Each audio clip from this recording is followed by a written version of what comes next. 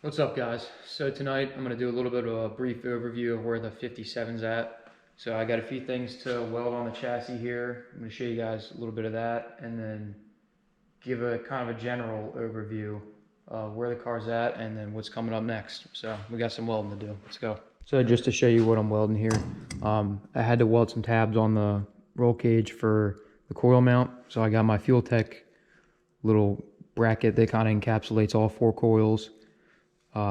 Set it up in there, made sure it's all got clearance for everything. Made these little bent 3/8 tubes to kind of give something for the tabs to weld onto. And I got everything tacked. I'm happy with how it sits, so it's time to weld it up.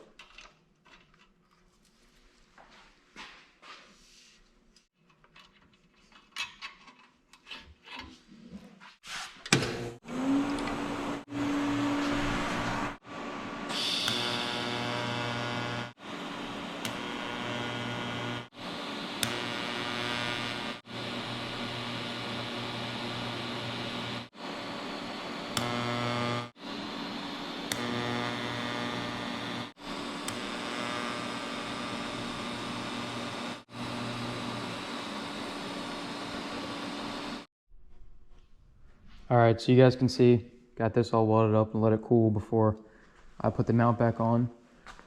But another part of the chassis knocked out. As far as what I've recently been doing, didn't do a video on the tin work, but these are some of the supports for that. I've posted a few pictures on my Instagram at the Oval VW. You can check it out there and at least kind of see when everything was together, what it looked like. Did a lot of B-rolling and stuff like that. But these are supports for that, so that's all, solid, not rattling around. Tabs, you got an oil cooler mount. Did the upper transmission mount, so now I have a lower, kind of acting like a little bit of a plate kind of setup. So I have no more front mount on the nose cone, which should allow me to take the nose cone off at the track should anything happen without, pulling the engine and tranny out.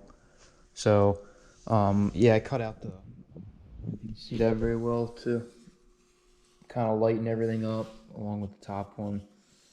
Welded the tab on that for this fuel wise, my feed line coming from the bulkhead down there. I made a plate to cover this hole right here. Is just out of aluminum. Oil coolers are mounted, so tabs for that. Breathers, sorry. What else? Limiting straps are done. Had to make a little tab and then a little kind of support piece there. I patched up a couple holes, the old e-brake and shifter hole in the tunnel.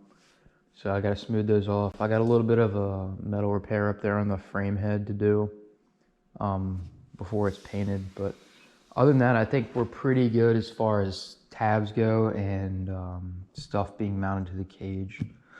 So, we're kind of just at this point to where you got to stand back, look at the car, think of any possible thing you would ever have to weld onto this thing.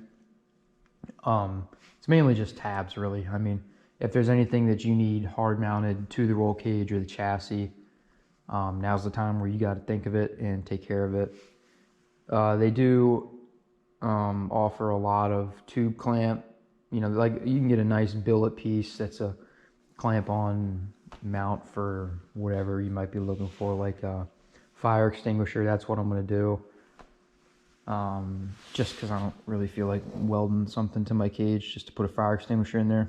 Yeah, one of the other things I did was I switched up the window net, excuse me, mounting system. So I did have a tab coming off like this way and a rod. First of all, I had a 1/2-inch rod and it went through a tab here, kind of came down, and it was bent because of the Brahms that I had in here. It had to go around that wing, so it was like a piece that kind of came out and then bent down and then this way, and it also had a kick in it this way to another tab that was welded right here. So, and one of the dilemmas I was facing was it's going to be a street car, so I don't always want to have the window net in here. And if I took it out, I would have this big old tab kind of sticking up right here. And also it makes it kind of a pain getting the body off having this tab right here, because that's like, this is literally the widest point, or was. So when you're picking the body up, you got to really watch the heater channel on that. So anyway, what I did here, kind of flip this up so you can get a better look at it.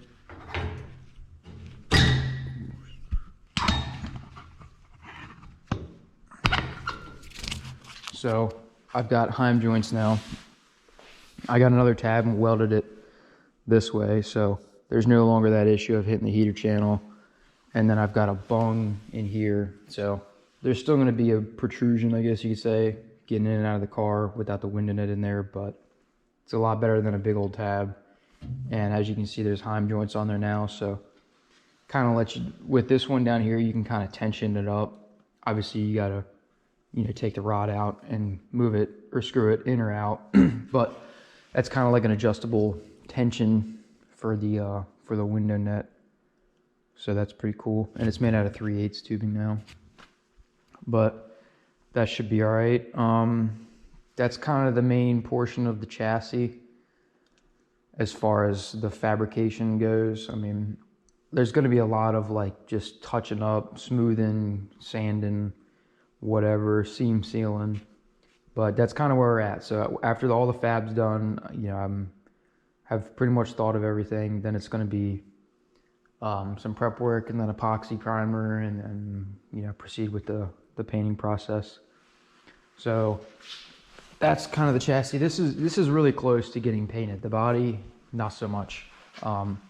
It's getting sandblasted before I do any more metal work. I'll probably do a little bit more just, you know, when I have time before it goes off to blasting. But when I get that back, it's immediately getting an epoxy so that, you know, it'll be sealed up, not rust.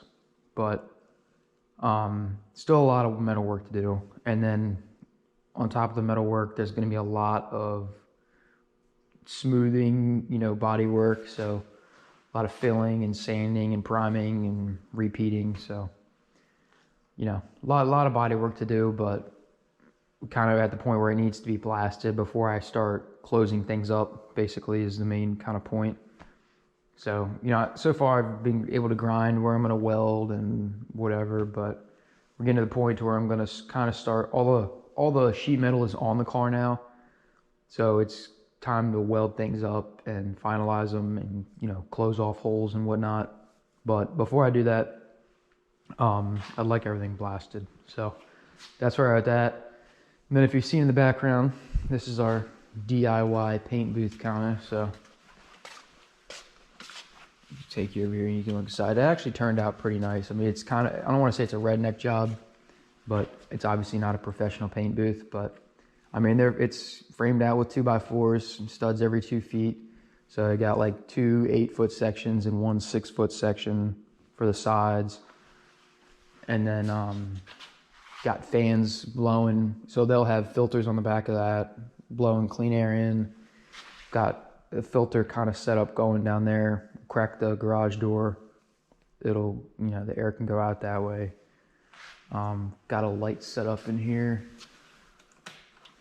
So got 7 LED 4-foot lights, so it should light everything up. And yeah, that's pretty much it. It's obviously got plastic all around it and zip up doors and stuff like that. So should do what we needed to. That was kind of our over the winter break project.